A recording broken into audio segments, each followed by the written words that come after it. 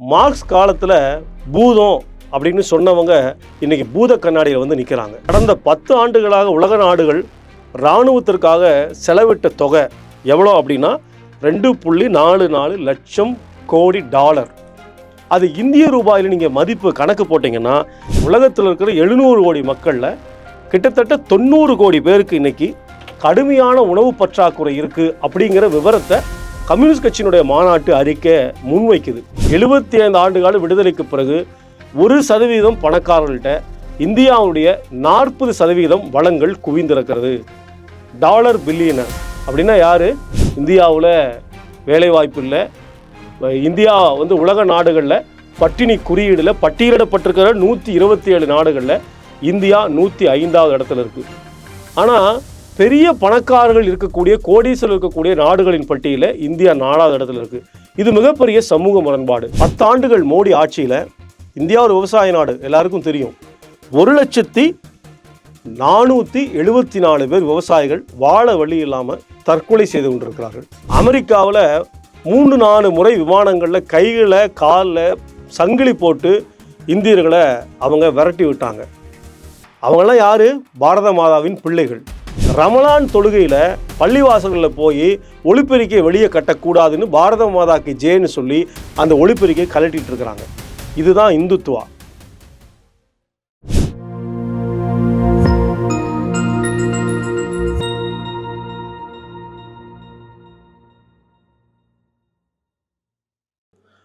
மாஸ்கோவில் மழை பெஞ்சா மதுரையில் கொடை பிடிப்பாங்க அப்படின்னு கம்யூனிஸ்ட் கட்சியை பார்த்து எல்லாரும் கிண்டல் பண்ணுவாங்க. கம்யூனிஸ்ட் கட்சி பொதுவாக ஒரு சர்வதேச கட்சி. உள்ளூர் பிரச்சனையிலிருந்து உலகத்தில் இருக்கிற எல்லா பிரச்சனைகளையும் தொடர்ச்சியாக விவாதிக்கிற ஒரு கட்சி கம்யூனிஸ்ட் கட்சி. அந்த மதுரையில் தான் மார்க்சிஸ்ட் கம்யூனிஸ்ட் கட்சியினுடைய 24வது அகில இந்திய மாநாடு ஏப்ரல் 2ஆம் தேதியிலிருந்து 6ஆம் தேதி வரைக்கும் நடக்குது. இந்த மாநாட்டை ஒட்டி வழக்கமாக கம்யூனிஸ்ட் கட்சி ஒரு அறிக்கையை முன்வைப்பாங்க. கம்யூனிஸ்ட் கட்சியா, அது எங்கே இருக்குது அப்படின்னு கேட்டவங்கெல்லாம் இன்றைக்கி அந்த அறிக்கையை பூத கண்ணாடி வச்சு படிச்சுட்டு இருக்கிறாங்க. மார்க்ஸ் காலத்தில் பூதம் அப்படின்னு சொன்னவங்க இன்றைக்கி பூத கண்ணாடியில் வந்து நிற்கிறாங்க. மதுரையில் நடக்கிற மாநாட்டில் என்ன பேசுவாங்க? அந்த அறிக்கையினுடைய மிக முக்கியமான ஒரு பகுதி, கம்யூனிசம் தோற்று போயிடுச்சு, முதலாளித்துவம் தான் எல்லா பிரச்சனைகளுக்கும் தீர்வு அப்படின்னு அமெரிக்காவிலிருந்து எல்லா நாடுகளும் இன்றைக்கி தம்பட்டம் அடிச்சுட்டே இருக்கிறாங்க. மார்க்சிஸ்ட் கம்யூனிஸ்ட் கட்சியினுடைய மாநாட்டு அறிக்கை ஒரு விவரத்தை சொல்லுது. கடந்த 10 ஆண்டுகளாக உலக நாடுகள் இராணுவத்திற்காக செலவிட்ட தொகை எவ்வளோ அப்படின்னா 2.44 லட்சம் கோடி டாலர். அது இந்திய ரூபாயில் நீங்கள் மதிப்பு கணக்கு போட்டிங்கன்னா 205 லட்சம் கோடி டாலர். எதுக்கு? இராணுவத்தினுடைய நடவடிக்கைகளை பாதுகாப்பதற்காக. முதலாளித்துவ நாடுகள் ஏழை மக்களுக்கான கல்வி, வேலைவாய்ப்பு, உணவு, இருப்பிடம் இதுக்கு செலவழிச்சிருப்பாங்களா அப்படின்னா இந்த அளவுக்கு தொகையை செலவழிச்சிருக்க மாட்டாங்க. போரில்லாத உலகம் வேண்டும் அப்படின்னு உலகத்தில் முதல்ல சொன்னவர் லெனின். அந்த லெனினுடைய பாரம்பரியத்தை பின்பற்றக்கூடிய மார்க்சிஸ்ட் கம்யூனிஸ்ட் கட்சி தான் இந்த விவரத்தை மக்கள் மன்றத்தில் முன்வைக்குது. நாங்கள் தான் எல்லாத்துக்கும் தீர்வு அப்படின்னு சொல்லக்கூடிய அமெரிக்காவோ இல்லை முதலாளித்துவ நாடுகளோ 90 கோடி மக்கள், உலகத்தில் இருக்கிற 700 கோடி மக்களில் கிட்டத்தட்ட 90 கோடி பேருக்கு இன்றைக்கி கடுமையான உணவு பற்றாக்குறை இருக்குது அப்படிங்கிற விவரத்தை கம்யூனிஸ்ட் கட்சியினுடைய மாநாட்டு அறிக்கை முன்வைக்குது. உலகம் 2ஆக பிரிஞ்சு நிற்கிது. உலகம் முழுக்க இன்றைக்கி பிரச்சனைகளுக்கு தீர்வை சொல்ல முடியாத முதலாளிகள் அல்லது முதலாளித்துவ நாடு, ஏகாதிபத்திய நாடுகள் பிளவுவாத அரசியல் முன்வைக்கிறாங்க. உலகம் முழுக்க வலதுசாரி போக்கு இன்றைக்கி டெவலப் ஆகிருக்கு அப்படிங்கிற கவலையை உலக முழுவதும் இருக்கக்கூடிய அரசியல் வரைபடத்தை தன்னுடைய அறிக்கையில் ரொம்ப ரத்தின சுருக்கமாக கம்யூனிஸ்ட் கட்சி முன்வைக்குது. இப்படி ஒரு சமூக பொருளாதார அரசியல் நிலைமைகளை ஒரு ஸ்கேன் ரிப்போர்ட் மாதிரி இன்னொரு கட்சியால் கொடுக்க முடியுமா அப்படிங்கிற மிகப்பெரிய ஆச்சரியம் இந்த மதுரை மாநாட்டுடைய அறிக்கையில் முன்வைக்கப்பட்டிருக்கு. இந்த சர்வதேச பகுதி எப்படி முடியுது அப்படின்னா உலகம் முழுக்க இருக்கக்கூடிய மக்களுக்கு ஒரு அரசியல் கடமை இருக்குது. அது ஏகாதிபத்தியத்தை எதிர்ப்பதும் வீழ்த்துகிற வரை போராடுவதற்கு ஒன்றிணைவதும்.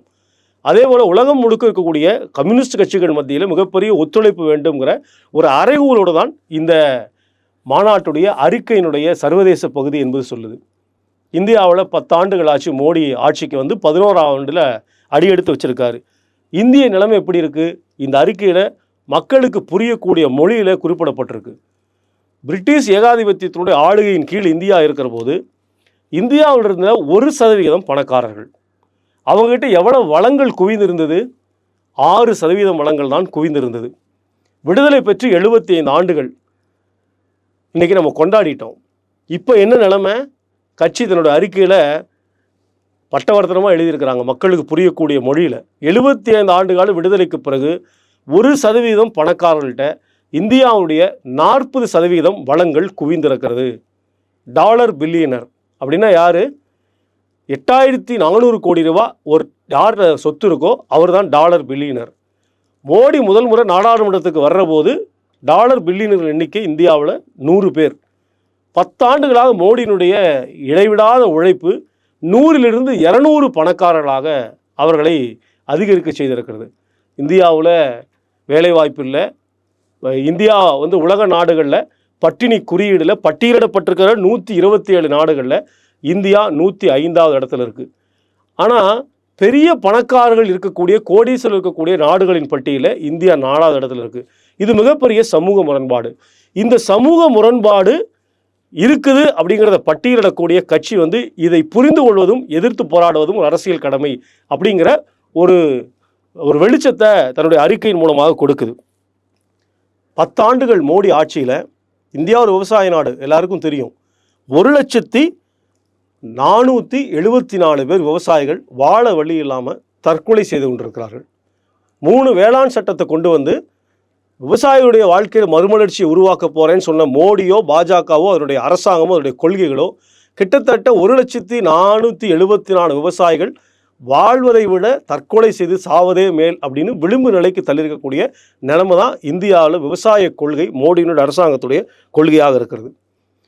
இந்த பிரச்சனைகளுக்கெல்லாம் தீர்வு சொல்ல முடியாத பாஜக அல்லது இந்துத்துவ அரசாங்கம் தான் ஒரு பிளவுவாத அரசியல் முன்வைக்கிறாங்க.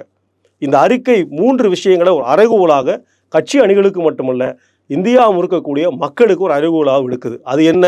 1, ரொம்ப முக்கியமான அரசியல் கடமை, இந்துத்துவாவை எதிர்த்து போராடுவது, அதை தோற்கடிப்பது. அமெரிக்காவில் 3-4 முறை விமானங்களில் கையில் காலில் சங்கிலி போட்டு இந்தியர்களை அவங்க விரட்டி விட்டாங்க. அவங்களாம் யார்? பாரத மாதாவின் பிள்ளைகள். பாரத மாதாவின் பிள்ளைகள் அமெரிக்காவிலிருந்து கை கால்களை சங்கிலி போட்டு வர்றதை வேடிக்கை பார்க்கிற அரசாங்கம் தான் ரமலான் தொழுகையில் பள்ளிவாசல்களில் போய் ஒளிப்பெருக்கையை வெளியே கட்டக்கூடாதுன்னு பாரத மாதாக்கு ஜேன்னு சொல்லி அந்த ஒளிப்பெருக்கையை கலட்டிகிட்டு இருக்கிறாங்க. இதுதான் இந்துத்துவா. அப்போ விரட்டப்படுகிற பாரத மாதாவின் பிள்ளைகளை பாதுகாப்பதற்கு பதிலாக பாரத மாதா ஜே என்கிற முழக்கத்தோடு பள்ளிவாசல்களில் ஒளிப்பெருக்கையை கலட்டுறதுல ரொம்ப மும்முரமாக இருக்காங்க. ரொம்ப சுவாரஸ்யமான விஷயம் மகாராஷ்டிராவில் நடந்திருக்கு. அவுரங்கசீப் காலத்தில் ஒரு இந்து கோவில்களுக்கு அவர் நிறைய கொடுத்துருக்காருன்னு பட்டியலோட ஆதாரத்தோட சமாஜ்வாடி எம்எல்ஏ பேசியிருக்காரு. மகாராஷ்டிரா சட்டமன்றம் அவரை சஸ்பெண்ட் பண்ணியிருக்கு. உத்தரப்பிரதேசனுடைய முதல்வர் யோகி ஆதித்யநாத் சொல்கிறாரு, அவரை உத்தரப்பிரதேசத்துக்கு அனுப்புங்க, நாங்கள் கவனிக்கிற விதத்தில் கவனிக்கிறோம் அப்படின்னு பேசுகிறாரு. இதுதான் இந்துத்துவா. இந்துத்துவா என்பது பிளவுவாத அரசியல். பிளவுவாத அரசியல் எங்கே இருக்கோ அங்கே உண்மையான மக்கள் பிரச்சனைகள் வெளியே வராது. சாதியால், மதத்தால், இனமால், மொழியால், பிரதேசமாக இன்றைக்கி மக்களை பிரித்து போடுகிற ஒரு பிளவுவாத அரசியல், அதுதான் இந்தியாவில் இந்துத்துவா. இப்போ உழைக்கும் மக்கள் ஒன்றாக இருக்கணும்னா இந்துத்துவா என்கிற பிளவுவாத அரசியலை எதிர்த்து போராட வேண்டும்ங்கிற மிகப்பெரிய நம்பிக்கையை இந்த மாநாட்டுடைய அறிக்கை அளிக்குது. அடுத்து இந்தியாவில் விவசாயிகளுடைய பிரச்சனை இருக்குது, தொழிலாளிகளுடைய பிரச்சனை இருக்குது. இவங்களுக்கெல்லாம் வாழ வழி இல்லாத ஏராளமான நெருக்கடி இருக்குது. அப்போ அடையாளங்களால் பிரிந்து நிற்காமல் ஒரு வர்க்கமாக ஒன்றிணைய வேண்டிய தேவை இருக்குது அப்படிங்கிற ஒரு முழக்கத்தை இந்த மாநாடு கொடுக்குது. ஏன்னா இன்றைக்கி பின்பற்றக்கூடிய நவீன தாராளமய கொள்கைகள் யாருக்கும் எந்த நிவாரணத்தையும் தரலை. வேலை இல்லாத அளவு அந்த இளைஞருடைய எண்ணிக்கை என்பது அதிகரித்துகிட்டே இருக்குது. கிட்டத்தட்ட இந்தியாவில் 1 கோடி இளைஞர்கள் கிக் ஒர்க்கர்ஸ் அப்படின்னு சொல்லக்கூடிய சட்ட பாதுகாப்பும் இல்லை, சமூக பாதுகாப்பும் இல்லை. CMI அப்படிங்கிற நிறுவனம் என்ன சொல்லுதுன்னா 40 ஆண்டுகள் இல்லாத அளவுக்கு இந்தியாவில் வேலைவாய்ப்பின்மை என்பது உச்சத்தை தொட்டிருக்கிறது. இதுதான் இந்தியாவுடைய பொருளாதார வரைபடம். இப்போ இதுக்கு எதிராக இந்த சாதி, இந்த மதம் அப்படின்னு பிரிஞ்சு நிற்காதீங்க, வர்க்கம் என்கிற முறையில் உழைக்கும் வர்க்கமாய் ஒன்றிணைய வேண்டிய தேவை இருக்குது அப்படிங்கிற நம்பிக்கையை இந்த மாநாடு அளிக்கிறது. இந்த மாநாட்டுடைய நிறைவான முழக்கம் என்ன? எல்லா பிரச்சனைகளுக்கும் தீர்வு இருக்கிறதா? நிச்சயமாக இருக்குது. எங்கே இருக்குது இந்த தீர்வு? சோசலிசம் என்கிற மனித குலத்தினுடைய மகத்தான ஒரு லட்சியம் அந்த ஒரு மாற்று பொருளாதார கொள்கை, ஒரு பொது உடைமை, அந்த பாதையில் எல்லாரும் வந்தால் தான் எல்லா பிரச்சனைக்கும் தீர்வு இருக்குது. அப்போ இடது பக்கம் போவது என்பது சாலை விதி மட்டுமல்ல, அது சமூக விதி. ஆகவே இந்தியாவுடைய அரசியலை இடது பக்கமாக திருப்புவோம்.